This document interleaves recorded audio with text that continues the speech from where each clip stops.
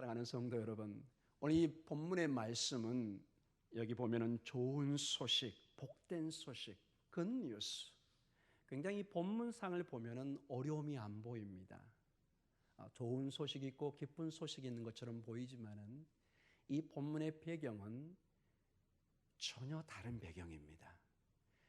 여러분, 이스라엘 백성이 하나님을 선택하시고 항상 축복의 길을, 형통의 길을 주셨으면 좋을 것 같은데 그 역사는 굴곡의 인생이고 심지어는 마지막에 586년에 바벨론에 의해서 저 머나먼 길을 거의 몇 개월을 거쳐서 맨발로 걸어가야 되는 모든 나라의 지도자들이 저 바벨론으로 잡혀가서 지금 그 포로 속에서 정말로 고통과 눈물과 그 시편에 보면은 예루살렘을 향해서 눈물로 기도하는 그들의 모습이 이렇게 묘사되고 있습니다.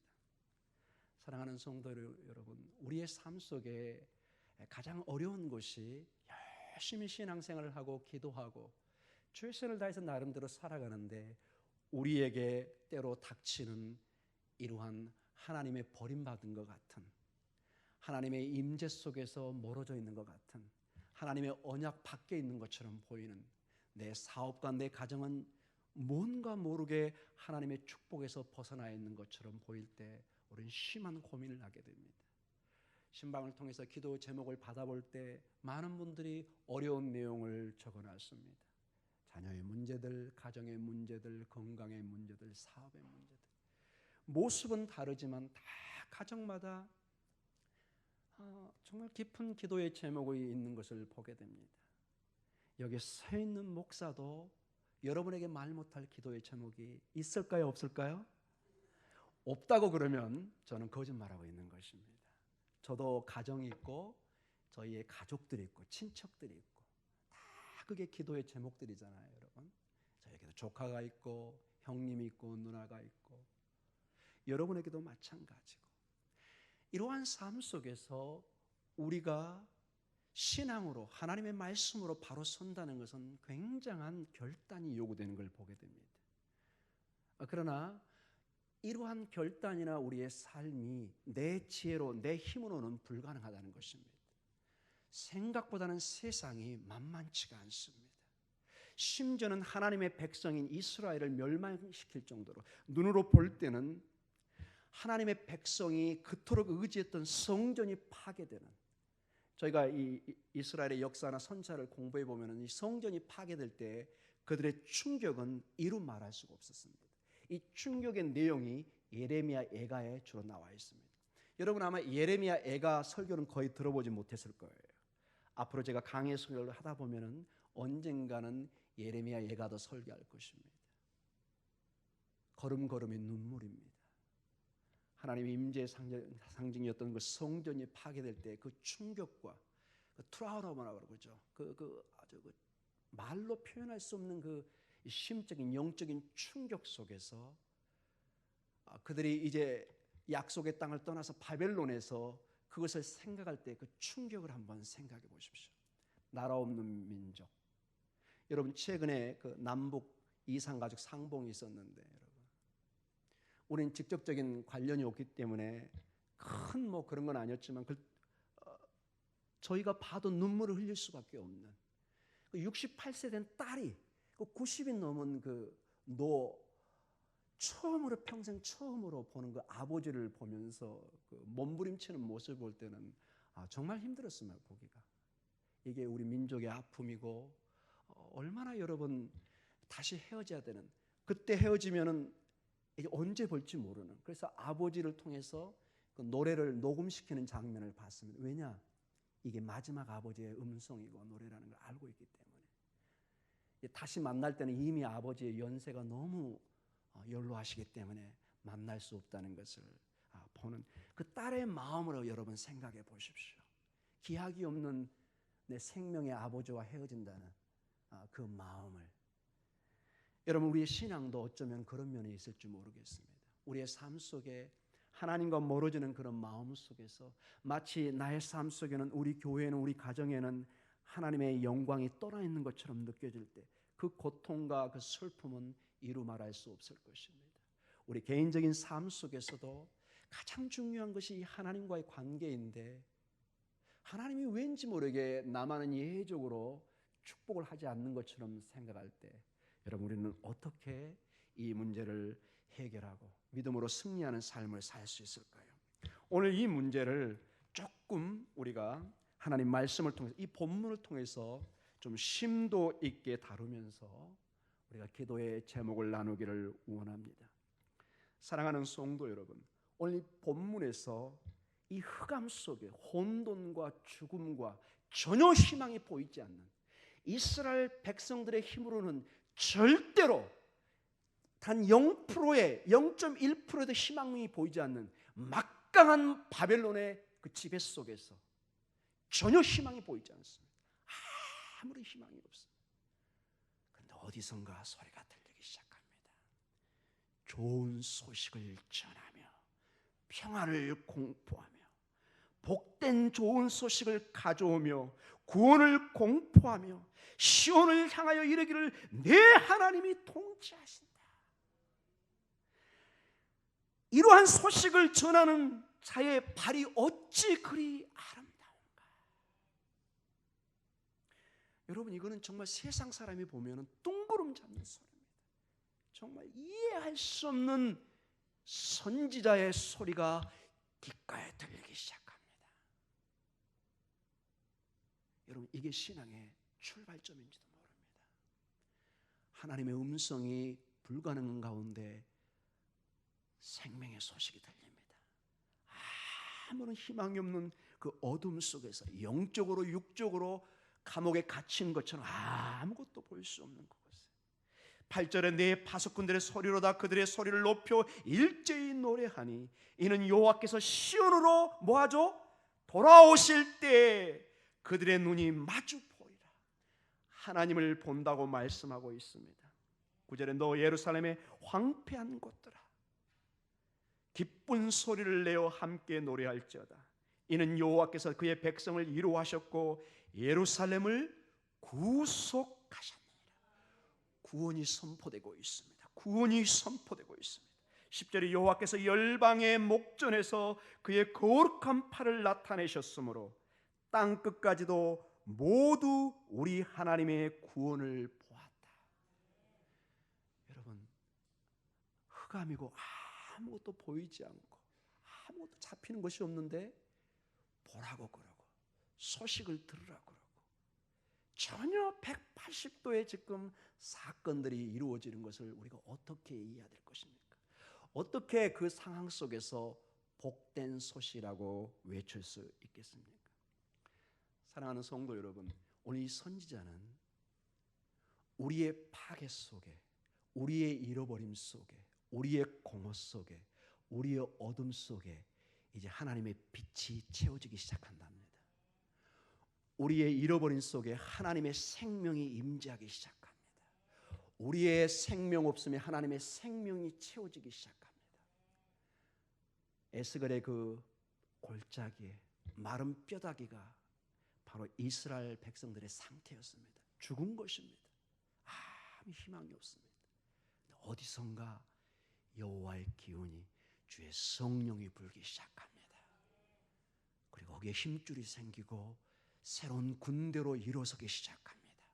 마치 아담아 흙동이에 흩어져 있던 우리를 이것을 빚으시고 또 빚어서 우리 집사님을 우리 권사님을 우리 성도님을 우리 집사님을 빚으시기 시작합니다. 그리고 거기에 주의 생명을 붓기 시작합니다. 그때 아담아가 아담이 됩니다. 흙덩어리가 인간이 됩니다. 사람이 됩니다.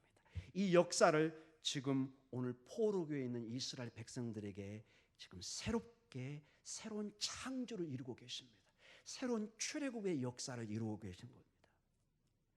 창세기 1장에서 그 창세기의 역사가 끝난 것이 아니라 하나님은 자기 백성에게 날마다 창조의 역사를 이루고 계시는 것입니다. 이 역사가 신약 성경에 와서 하나님이 직접 우리에게 오셔서 이제 예수 그리스도가 하나님의 백성들을 새롭게 창조해 가십니다. 우리 목동 중앙교회를 창조해 가고 있는 것입니다. 세상은 어둠이고 세상의 눈으로 볼 때는 거기에는 죽음이고 마른 뼈다귀지만 우리는 알 수 없지만 어딘가에서 하나님의 희망의 소리가 쏟아지고 있고 주의 성령이 불 때 마치 니고데모가 어디서 거듭난 줄을 모를 때 주님은 말씀하십니다. 바람이 어디서 부는지를 모르는 것처럼 하나님의 영이 임하면 네가 거듭남을 얻을 것이다. 아너톤이란 단어를 씁니다. 아너텐. 사방은 막혔는데 위로부터 하나님의 능력이 쏟아집니다. 세상 팔방 사방은 막혔는데 한 가지 안 막힌 곳이 있습니다. 어디죠? 하늘입니다. 이것은 그 누구도 막을 수가 없습니다. 주의 보좌에서 주의 생명이 떨어지기 시작합니다. 이스라엘 백성들에게 죽음이 모든 희망의 사라짐이 이제 하나님의 역사와 생명이 시작되는 창조의 순간이라는 것입니다. 여러분 제가 결론적으로 말씀드리겠습니다. 오히려 때로는 우리가 축복받지 못하고 고통 속에 있는 것이 축복일 수도 있습니다. 제가 마치 30년 전에 크게 아파서 몸부림칠 때 그걸 통해서 저는 새로운 창조의 역사를 체험한 것입니다. 그때 하나님이 저를 잡아주시고 치료해 줬기 때문에 오늘 이 자리에 온 것입니다. 그때 하나님이 인도하지 않았으면 저는 아무도 모르죠. 제가 여기 다시 설 수도 있겠지만 전혀 다른 길을 갔을지도 모릅니다. 여러분의 삶 속에 때로는 그 실패가 하나님의 축복의 순간으로 바뀌는 순간이라는 것입니다. 나는 실패했지만은 하나님이 역사하는 순간이라는 것입니다. 우리가 실패 속에서 하나님, 저는 이제 아무것도 할 수 없습니다. 저는 죄인입니다. 저는 실패했습니다. 저는 인생의 낙오자입니다. 그러나 제가 한 가지 마지막 잡는 거, 제가 염치는 없지만은 믿음으로 하늘에 계신 하나님을 잡습니다. 이때 하나님의 역사가 시작되는 것입니다. 사랑하는 성도 여러분, 우리의 황망함은, 우리의 광야는 하나님의 생명으로, 하나님의 꽃핌으로, 하나님의 채워짐으로 역사할 줄 믿습니다. 바벨론은 억압했습니다. 잡아가는 사람들을 때로는 죽이고 채찍질하고 노동을 시키고 모든 종교적인 자유를 뺏어가고 그들의 신인 마루둑만 섬기기를 원했습니다. 그리고 이스라엘 백성들도 큰 충격에 빠져 있는 것을 우리가 깊이 성경을 보면 알게 됩니다. 고대의 전쟁은 여러분 단순히 나라와 나라의 싸움이 아니었습니다. 고대 세계에는 이 한 나라와 한 나라가 싸울 때는 항상 그 도시에는 주신이 있었습니다. 이스라엘은 여호와 하나님이 계셨습니다. 바벨론에는 마루둑이라는 신이 있었습니다. 이 마루둑은 바알 신의 바벨론 언어의 재해석입니다. 즉 그들이 바알 신을 섬기고 있었던 것입니다. 그것을 마루둑이라고 했습니다.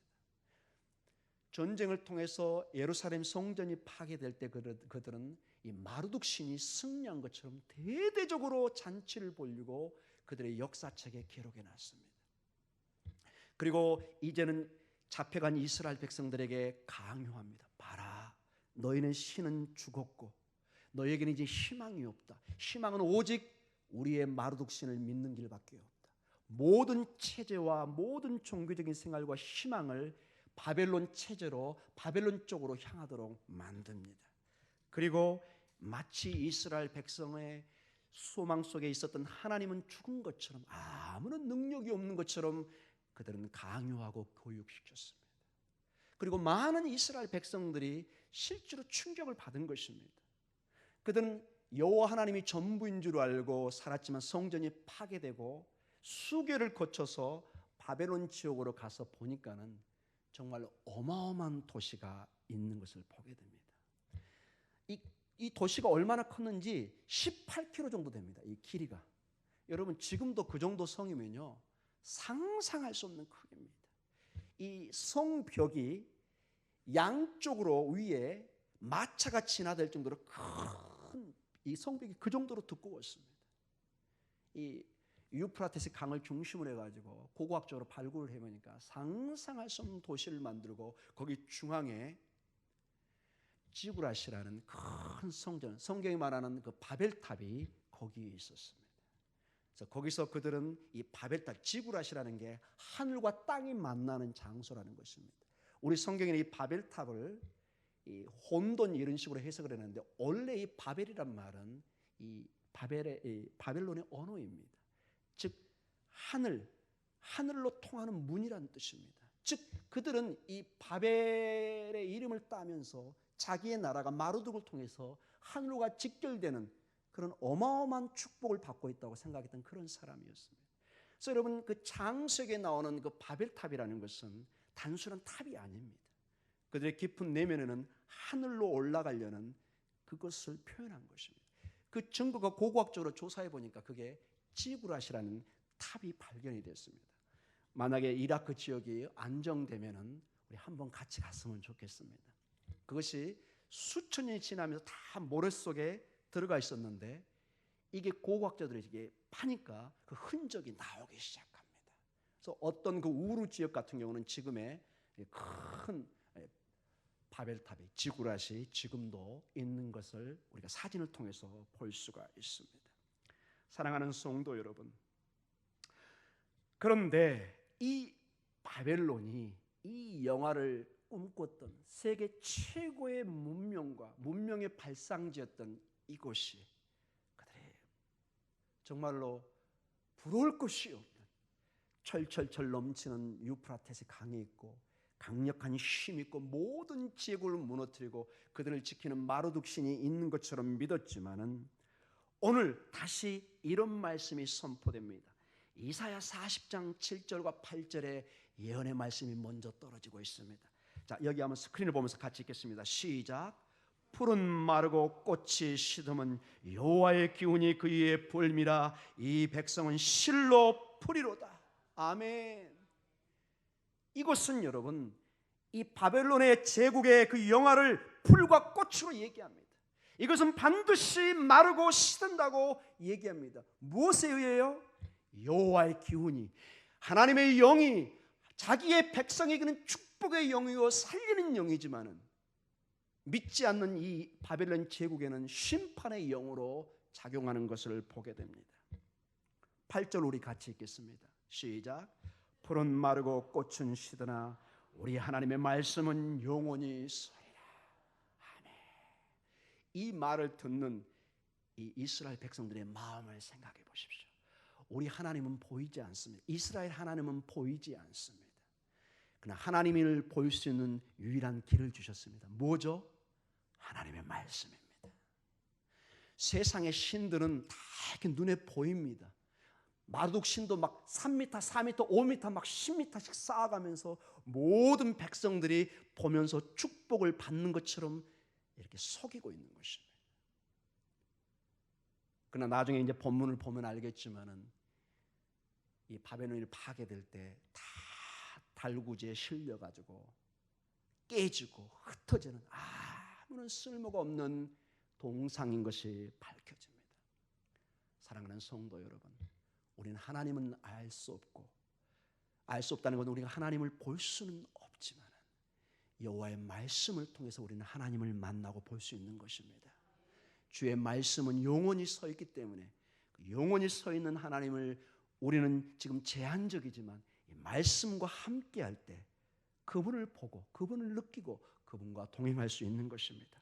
오늘 이렇게 바꾸면 됩니다. 바벨론은 마르고 바벨론은 시드나 우리 하나님의 말씀은 영원히 서리라. 이것이 하나님의 말씀입니다. 자, 그런 가운데 계속해서 하나님의 희망의 복된 소식이 전파됩니다. 이사야 40장 9절에 이런 말씀이 주어집니다. 같이 읽겠습니다. 시작. 아름다운 소식을 시온에 전하는 자여 너는 높은 산에 오르라. 아름다운 소식을 예루살렘에 전하는 자여 너는 힘써 소리를 높이라. 두려워하지 말고 소리를 높여 유다의 성읍들에 이르기를 너희의 하나님을 보라. 아멘. 두려워하지 말고 보라. 믿음의 눈으로 이 말씀을 보라는 것입니다. 이 말씀을 볼 때 두려움이 떠나고 영원히 서 있는 하나님의 그 말씀을 통해서 확신이, 희망이, 생명이 생기는 것을 보여주고 있습니다. 너희의 하나님을 보라. 너희 하나님 즉 우리의 하나님은 죽은 줄 알았는데 여기서 여러분 너희입니다. 너희, 우리의 하나님이 다 죽은 줄 알았습니다. 바벨론의 멸망에서 다 흩어지고 죽은 줄 알았는데 그 하나님이 죽은 것이 아니라 하나님의 때에 이제 일어서서 역사하기 시작합니다. 그 하나님은 말씀이 영원히 서 있는 것처럼 이제 살아 있어서 선포하고 있는 것입니다. 이사야 40장 10절과 11절에 이런 말씀이 나옵니다. 우리 같이 읽겠습니다. 시작. 보라, 주 여호와께서 장차 강한 자로 임하실 것이요 친히 그의 팔로 다스릴 것이라. 보라, 상급이 그에게 있고 보응이 그의 앞에 있으며 그는 목자같이 양떼를 먹이시며 어린 양을 그 팔로 모아 품에 안으시며 젖먹이는 암컷들을 온순히 인도하리로다. 아멘. 목자같이 인도하시며 10절에 그의 팔로 다스릴 것이다. 이 다스리라는 단어는 여기서 말라크라는 단어를 씁니다. 히브리 말로 왕을 멜렉이라고 그러고 이것을 동사로 표현하면 말라크가 됩니다. 즉 왕이 되셔서 그들을 다스린다고 얘기하고 있는 것입니다. 왕. 한 나라의 중심은 왕이 있어야 됩니다. 한 집의 핵심은 부모가 있어야 됩니다. 그래야 자녀가 안정되게 삽니다. 우리가 가장 가엾게 생각하는 사람들이 여러분 부모 없는 자녀들 아닙니까? 집에는 부모가 있어야 되는 것입니다. 나라에는 왕이 있어야 되는 것입니다. 고대 세계는 이게 더 명확했습니다. 이제 진정한 왕이신 이스라엘 왕이신 하나님께서 오늘 그 팔로 다스린다고 말씀하고 있습니다. 왜냐? 바벨론의 신은 바벨론은 아무것도 아니기 때문에 그렇습니다. 허당입니다. 이사야 41장 27절과 29절에 이런 말씀이 나옵니다. 우리 같이 읽겠습니다. 시작. 내가 비로소 시온에게 너희는 이제 그들을 보라 하였노라. 내가 기쁜 소식을 전할 자를 예루살렘에 주리라. 내가 본즉 한 사람도 없으며 내가 물어도 그들 가운데 한 말도 대답할 좋은 자가 없도다. 보라, 그들은 다 헛되며 그들의 행사는 허무하며 그들이 부어맞는 우상들은 바람이요 공허한 것뿐이니라. 아멘. 하나님의 말씀이 임하니까, 빛이 임하니까 어둠의 이 존재가 존재할 수가 없는 것입니다. 하나님의 실적인 살아있는 신이 임하시니까 우상, 짝퉁은 존재할 수가 없는 것입니다. 바람이요 공허한 것뿐입니다. 사랑하는 성도 여러분, 사실은 언뜻 우리 육신을 억압하고 공포를 주기 때문에 그들은 잠시 떨고 있었습니다. 바벨론이 마르둑 신이 진짜로 힘이고 공포를 주는 것처럼. 그러나 오늘 여기서 보니까는 하나님의 기운이 부니까 아무것도 아닌 것을 보여주고 있습니다. 그토록 그들이 신봉하고 따랐던 바벨론의 제국의 힘과 우상들은 하나의 망상인 것을 알게 됩니다. 헛것인 것을 말합니다. 바람이요 공허한 것이다, 허무하다 얘기하고 있습니다. 세상이 아무리 억압하고 지우려고 했던 바벨론 제국이 그토록 억압적으로 이스라엘 백성들에게 너희 하나님은 없다, 너희 하나님은 아무런 힘이 없다, 이제 너희는 끝났다고 강요하고 또 강요하지만은 결코 지울 수 없는 것이 무엇이냐? 이 꿈틀거리는 하나님의 생명, 그 믿음은 지울 수가 없었던 것입니다. 아무도 막을 수 없는 여호와 기운이 불고 하늘로부터 내리는 그 말씀을 이들은 막을 수가 없었던 것입니다. 사랑하는 성도 여러분, 우리의 삶 속에 다가오는 많은 세상의 음성이 있습니다. 이걸 듣다 보면은 우리는 바벨론의 포로처럼 잡혀가서 세상의 기운으로 꽉 잡혀서 희망이 보이지 않습니다. 교회에 앉아서 집에 있어도 그냥 가슴이 벌렁거립니다. 막 돈은 벌고 뭐가 잘 되는 것 같으면 막 불안합니다. 앞으로 어떻게 될까? 내 사업은 망하지 않을까? 또리네도 망하네? 그럼 나는 어떻게 될까? 막 이런 불안이 옵니다. 저도 기도하지 않고 말씀으로 서 있지 않으면 막 무섭습니다. 두렵고 설교가 들어올 때가 있어요. 여러분 잘 안 믿어지시죠? 목사가 설교가 들어오지고 성도가 들어오기 시작하면 사역하기 힘듭니다. 근데 그 증거가 어디서 시작되느냐? 하나님과의 관계에서 시작됩니다. 하나님의 관계와 이 기도와 이게 녹아지지 않으면 세상이 두려워지기 시작합니다. 제대로 일들을 해갈 수가 없습니다. 여러분의 삶도 마찬가지입니다. 우리의 신앙에는 주의 말씀으로 충만되어 있지 않으면 무언가 다른 것이 채워지게 되어 있습니다. 그리고 두려움이 옵니다. 걱정이 옵니다. 우리 주님이 말씀했던 것처럼 무엇을 입을까? 무엇을 먹을까? 막 이런 것이 걱정됩니다. 퇴직 이후에 막 삶이, 여러분 걱정하지 말라는 건 아니지만 지나치게 거기에 걱정을 빠져가지고 막 사람을, 관계를 옥셉니다. 여러분, 그러면 만나면 어떻게 될까요? 그 엄마 아빠를 보는 자녀들은 불안해서 못 삽니다. 모든 게 걱정입니다. 어떻게 살까? 어떻게 살까? 어떻게 살까? 은행에 돈을 보이스피스로 누가 또 빼갈까? 막 이런 걱정 속에 견디는 게 힘든 모습을 많이. 우리 교회는 없는 줄 압니다. 제가 어떤 교회에 있을 때 그런 분을 봤습니다. 막 걱정합니다. 사랑하는 성도님 기도하세요. 너무 걱정이 많으시면 어떻게 사시려고. 사랑하는 성도 여러분, 세상은 특별히 이사야 46장 1절과 2절에 구체적으로 이 우상에 대해서 이렇게 경고합니다. 우리 같이 한번 읽어볼까요? 벨은 엎드려졌고 누보는 구부러졌도다. 그들의 우상들은 짐승과 가축에게 실렸으니 너희가 떼매고 다니던 그것들의 피곤한 짐승의 무거운 짐이 되었도다. 그들은 구부러졌고 그들은 일제히 엎드려졌으므로 그 짐을 구하여 내지 못하고 자기들도 잡혀갔느니라. 여러분, 우상의 실제가 보이시죠? 너무 무겁게 만들어놔가지고 소들이 낑낑대며 끌고 가도 힘들다는 것입니다.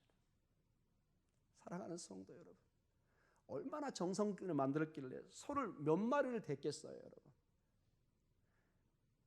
우상이 짐이 되고 한마디로 많은 삶에 어려움을 주는 것을 보게 됩니다. 세상을 의지할 때, 여기서 벨과 느보는 마르둑 신을 얘기합니다. 그들이 그토록 섬겼던 바벨론의 신은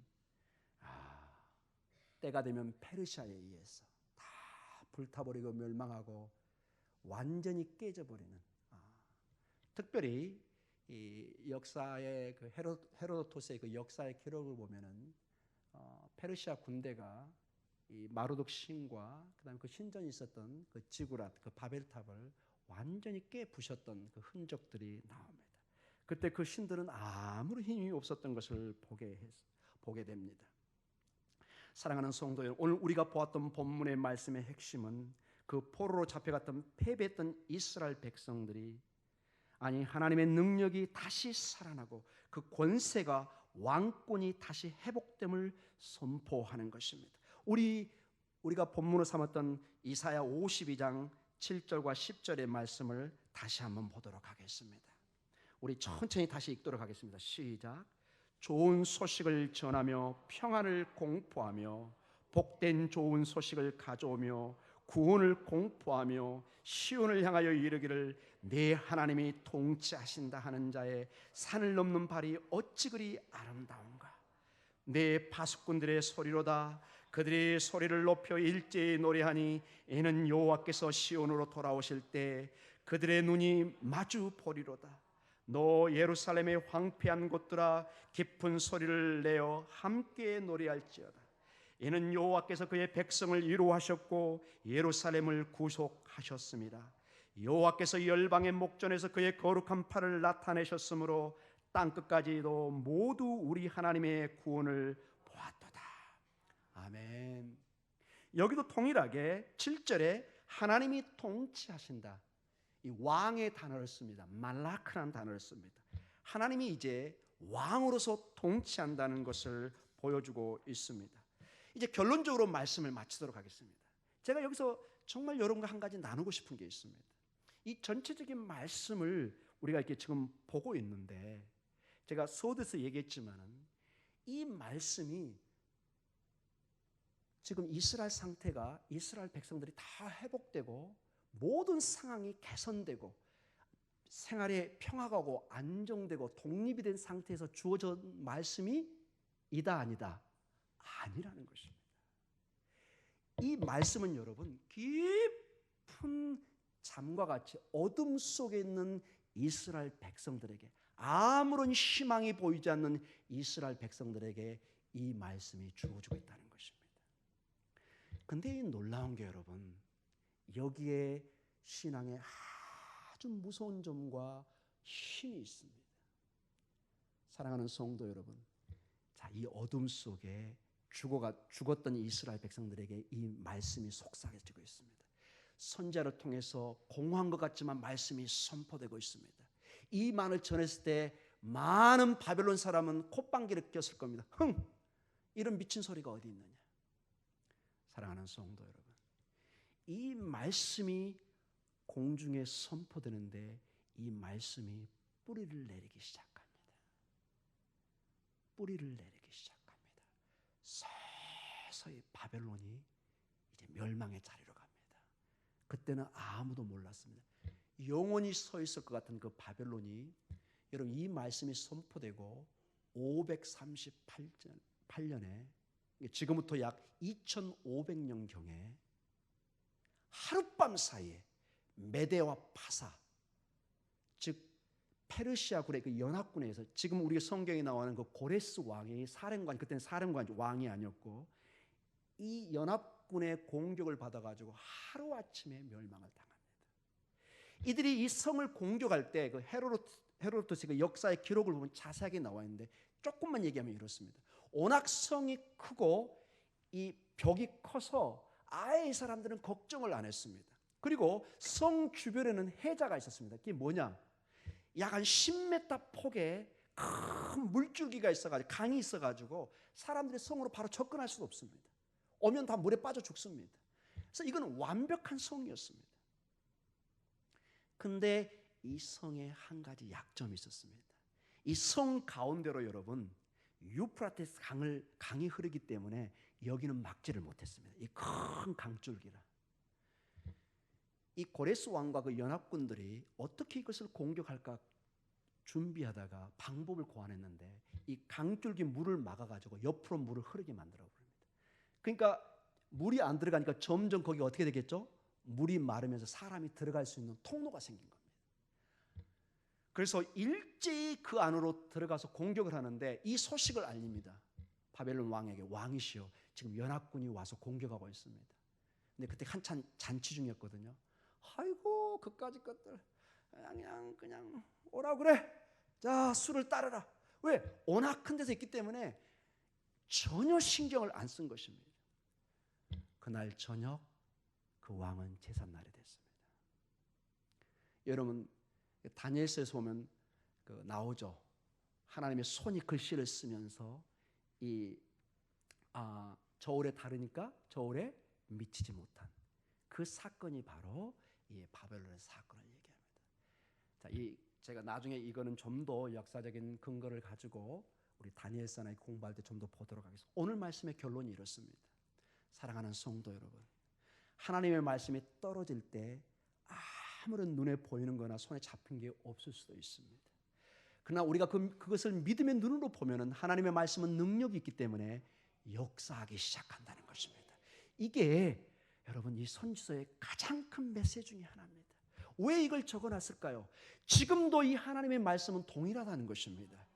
우리의 삶에 하나님의 역사가 임하시면은, 지금 우리의 인간적인 눈은 아무것도 희망이 보이지 않지만은 하나님의 역사가, 하나님의 기운이 지금 불고 있다는 것입니다. 여러분의 가정에, 여러분의 가슴에 그 기운이 불기 시작하면은 나도 모르는 힘이 생기기 시작합니다. 비전을 보기 시작합니다. 꿈을 보기 시작합니다. 분명히 인간적으로 볼 때는 아무 별한 것이 없는데, 남에게 말할 수 없지만 뭔가 여기 깊은 내 심장 속에서, 영혼 속에서 한 가닥의 희망을 보기 시작합니다. 제가 마치 그 엄청난 후유증에 아파서 죽어가는 느낌처럼 보였지만은, 그 새벽 예배 엄마의 손을 잡고 교회를 다니면서 왠지 모르게 하나님이 나를 살릴 것 같은, 힘을 주실 것 같은 그 어린 마음에 그걸 가졌습니다. 그리고 정말로 나음을 제가 체험받는 것을 나중에 알게 됐습니다. 물론 병원에 가서 치료도 받았지만은 저는 개인적으로 하나님이 낫겠다고 저는 그렇게 개인적으로 받아들입니다. 사랑하는 성도 여러분, 물론 외부적인 여러 도움을 통해서 여러분이 어떤 축복을 받을 수도 있을 것입니다. 그러나 그 외부적인 도움까지도 사실 누가 주신 건가요? 하나님이 주신 것을 내가 믿음으로 보게 되는 것입니다. 내가 지금 사업하는 거, 가정의 문제, 그 모든 게 내가 지금 그 자리에 있는 것이 가만히 돌이켜보니까 하나님이 인도하신 것입니다. 사랑하는 성도 여러분, 이 시간에 우리 기도하는 시간을 갖도록 하겠습니다.